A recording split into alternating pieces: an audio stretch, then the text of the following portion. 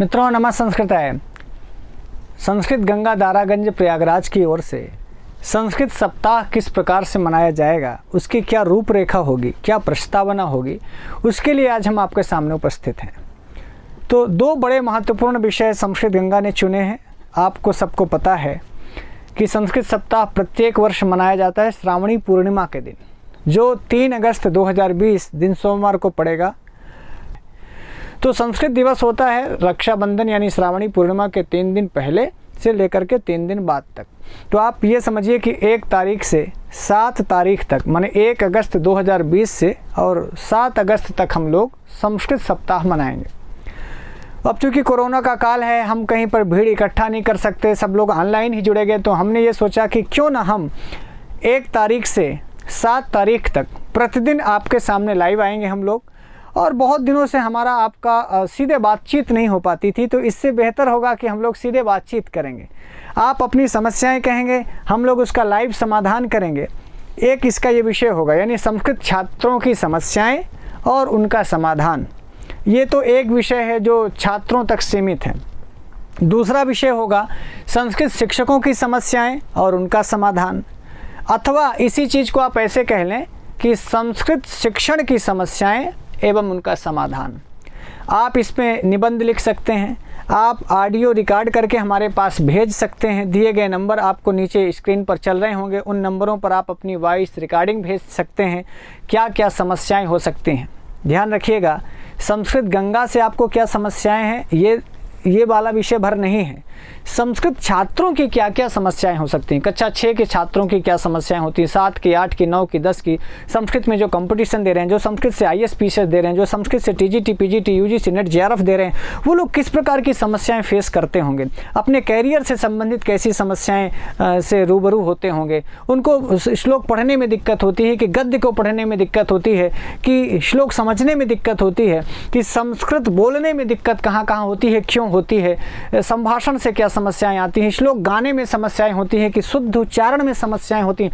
बहुत तरह की समस्याएं हो सकती हैं जो हम आप रोज फेस करते हैं। मैं भी छात्र जीवन में था, आप भी छात्र जीवन में हैं। तो एक छात्र होकर के सोचिए कि संस्कृत में किस प्रकार की समस्याएं आप रोज समस्याएं आती हैं। ध्यान रखिएगा, समस्याएं भी बतानी है, समाधान भी करना है, अपने स्तर से आपको समाधान भी करना है।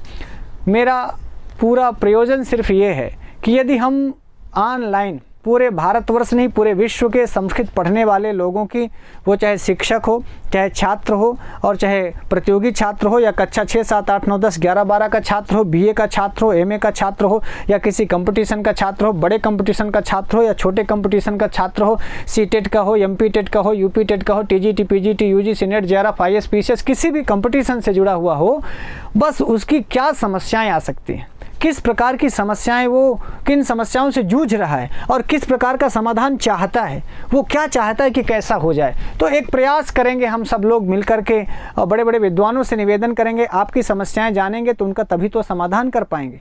कुछ समस्याएं मैं जानता हूं, कुछ आप बताएंगे। शिक्षक के रूप में क्या समस्याएं हैं, एक संस्कृत शिक्षक किस प्रकार की समस्याएं महसूस करता है। जब वो विद्यालय में जाता है तो वो उसको गणित वालों से, या अंग्रेजी वाले पढ़े लिखे लोग, या साइंस के पढ़े लिखे लोग संस्कृत वालों के साथ किस प्रकार का व्यवहार करते हैं, क्या सोचते हैं, क्या मानसिकता है और लोगों की, समाज की क्या मानसिकता है, समाज में आपकी क्या हैसियत है, किस प्रकार से लोग संस्कृत को देखते हैं, संस्कृत वालों को कैसे देखते हैं, संस्कृत छात्रों को कैसे देखते हैं, क्या हैसियत है देश में, आपकी राष्ट्र में, समाज में, लोगों के बीच में। इन सारी चीज़ों को आप बहुत अच्छे से जानते होंगे। ज़रूर मुझको लिख करके भेजिएगा, वॉइस रिकॉर्डिंग करके भेजिएगा, या कि सीधे आप कॉपी में लिख करके आप उसकी फ़ोटो खींच करके व्हाट्सएप में भेजिएगा। दिए गए नंबरों पर उन समस्याओं पर हम सब लोग विचार करेंगे। लेकिन समाधान भी यदि आपके दिमाग में कुछ है तो ज़रूर लिखिएगा। बहुत तरह की समस्याएं होंगी, मैं जानता हूं। यदि पूरे भारतवर्ष के छात्रों की समस्याएं इकट्ठी हो जाएं, फिर सारे लोग मिलकर के बहुत सारे समाधान इकट्ठे हो जाएं, तो निश्चित रूप से बहुत बड़ा काम होगा। इसीलिए मैं कोई कंपटीशन, कोई प्रतियोगिता कि कोई निबंध की प्रतियोगिता, की काव्य पाठ प्रतियोगिता बहुत सारे लोग कराते हैं, कराना भी चाहिए, ये आवश्यक है।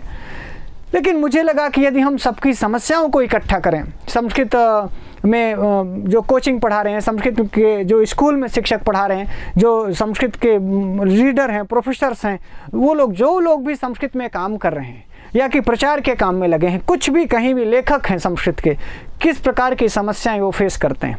क्या किताब छपवाने में, किताब के लिखने में, प्रूफ रीडिंग में, पढ़ाने में, बहुत तरह की दैनंदिन आपकी निजी समस्याएं भी हो सकती हैं। उन सभी समस्याओं को लिखिएगा, हम तक पहुंचाइएगा। हम लोग पूरा प्रयास करेंगे कि मिलजुल करके उन समस्याओं का समाधान कर पाएँ। ये एक मुख्य विषय है। तो 3 विषयों पर आप लिखिएगा: संस्कृत छात्रों की समस्याएं एवं समाधान, संस्कृत शिक्षकों की समस्याएं एवं समाधान, अथवा संस्कृत शिक्षण की समस्याएं एवं समाधान। यही कहने के लिए मैं आपके पास आया था। ध्यान रखिएगा, हम रोज़ सुबह 1 तारीख से 10 बजे हम लोग लाइव आएंगे और शाम को 7 बजे लाइव आएंगे।